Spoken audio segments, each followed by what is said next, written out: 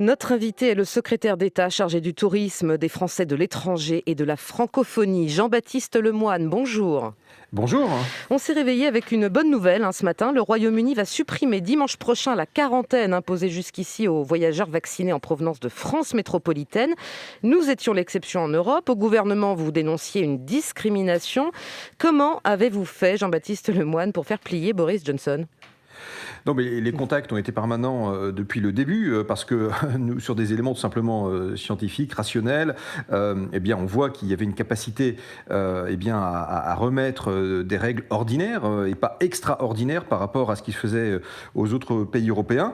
L'autre bonne nouvelle qui est venue hier soir, c'est que nous avons aussi interconnecté nos dispositifs informatiques anti-Covid entre celui du NHS, l'autorité de santé en Angleterre et au Pays de Galles, avec également tous anti-Covid, ce qui va permettre à nos Français de l'étranger, par exemple, établis en Grande-Bretagne, de pouvoir très facilement obtenir leur passe sanitaire. C'est l'autre bonne nouvelle d'hier soir, je tenais à le souligner aussi aujourd'hui. Qu'est-ce qui coinçait ? Pourquoi la France était restée comme ça sur cette liste noire finalement ?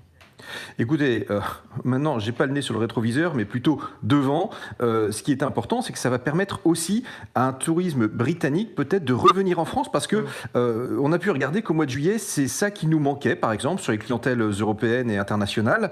On le voit d'ailleurs avec une moindre fréquentation sur la Bretagne, sur la Normandie, et les Britanniques aussi sont friands, par exemple, du bassin Dordogne-Lot.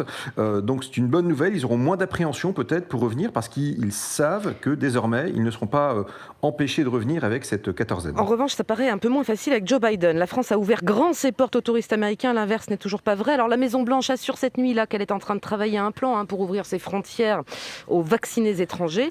On peut y croire, vraiment. Ce serait pour quand ? Ça se compterait en jours, en semaines ? Est-ce que vous en savez plus, Jean-Baptiste Lemoyne ? Alors écoutez, les États-Unis sont pleinement souverains. Maintenant, avec Jean-Yves Le Drian, le président de la République aussi, nous ne cessons d'insister auprès des autorités américaines sur cette capacité qu'ils ont aussi à se réouvrir, puisque nous-mêmes, nous l'avons fait pour les vaccinés du monde entier, indépendamment de leur pays de provenance, qu'ils viennent d'un pays qui soit sûr ou moins sûr d'un point de vue sanitaire, parce qu'on considère que le vaccin, c'est la clé et que ça diminue les risques pour tout le monde. Donc j'espère que ça se comptera dans une poignée de jours.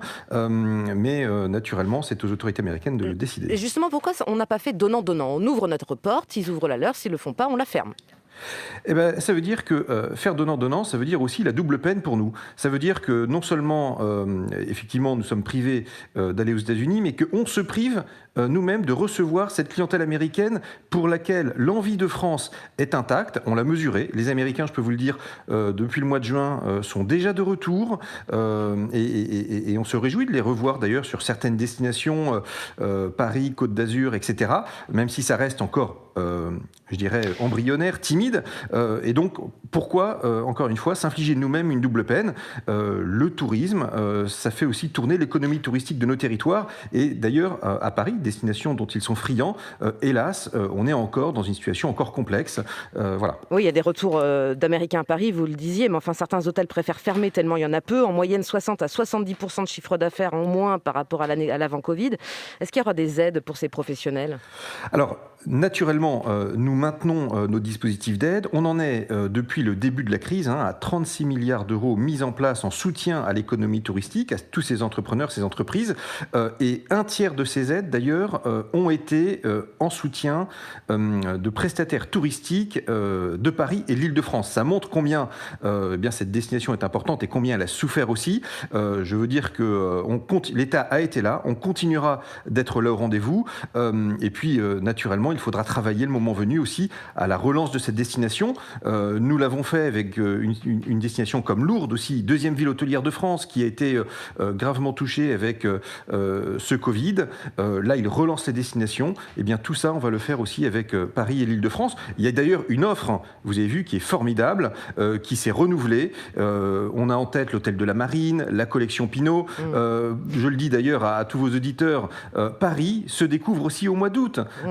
C'est de façon je dirais, privilégiée. Il y a de magnifiques spectacles. Regardez aux Invalides, l'Histoire de France, etc.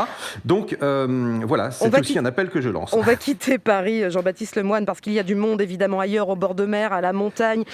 Du Covid aussi, plan blanc déclenché en Corse, en PACA, en Occitanie, Guadeloupe, reconfiné. Est-ce que vous conseillez à ceux qui ne sont pas encore partis d'annuler leurs vacances, comme certains le font déjà, notamment pour la Guadeloupe? Est-ce qu'il faut changer de destination, Jean-Baptiste Lemoyne? Alors, vous évoquez plusieurs territoires et les choses ne sont pas pareilles selon qu'on les prenne. Par exemple, en Guadeloupe, au regard de la progression de l'épidémie, d'un taux de vaccination qui est plus faible, des mesures très strictes ont été prises de confinement, c'est-à-dire de couvre-feu à partir de 20h aussi, de confinement dans un rayon de 10 km, des bars fermés. Donc on voit que, naturellement, l'offre touristique ne peut pas être la même. Peut-être un tourisme affinitaire, celui des ultramarins qui visitent leur famille, leurs proches, se maintiendra, mais on le voit, ça va être compliqué pour la fin de la saison touristique, par exemple en Guadeloupe. C'est pour ça aussi qu'avec Sébastien Lecornu, d'ailleurs, nous avons travaillé à remettre des dispositifs économiques de soutien. On a assoupli l'accès au fonds de solidarité, et tout ça est très important pour les aider à passer le cap. Donc concrètement, vous dites qu'il vaut mieux annuler. Si on a un billet pour la Guadeloupe pour aller passer ses vacances au bord de la plage, il vaut mieux annuler. Écoutez, en tous les cas, on le voit, la capacité à faire du tourisme est plus compliquée et surtout, pour les personnes qui ne sont pas vaccinées, on demande des motifs impérieux. Et les motifs impérieux, ça exclut les motifs de loisirs, c'est vraiment des motifs, comme leur nom l'indique, qui sont très particuliers. S'agissant d'autres territoires, alors plutôt en métropole, on a effectivement des taux d'incidence parfois qui sont importants et le président de la République, d'ailleurs, hier, répondant à des questions, vous le savez, en direct, le précisait.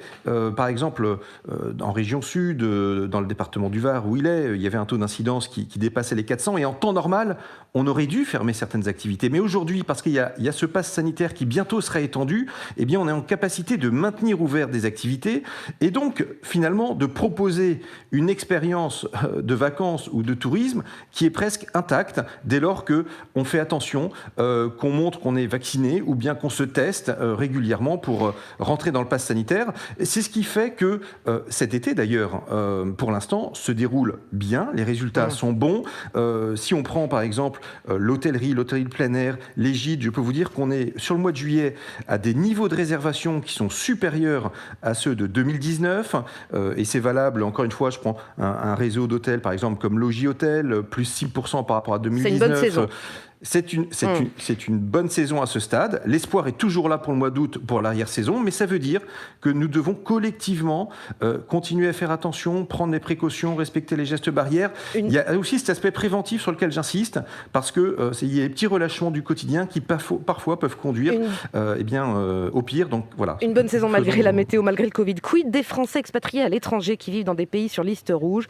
Quelles seront les règles pour entrer en France? Vous aviez promis de valider le dispositif cette semaine. On en est où? Alors ça y est, c'est opérationnel depuis lundi dernier. Nous avons mis en place avec Jean-Yves Le Drian cette cellule au Quai d'Orsay. Nous avons une centaine de personnes qui ont été redéployées vers cette mission, qui ont été recrutées. Et les Français établis hors de France, qui justement ont été vaccinés dans d'autres pays avec des vaccins homologués par l'Union européenne ou équivalent, nous envoient leur certificat de vaccination. Ni le vaccin chinois, ni le vaccin russe, on est bien d'accord. J'arrive. Ouais. Uniquement, effectivement, les vaccins homologués, pour l'instant, ou leur équivalent.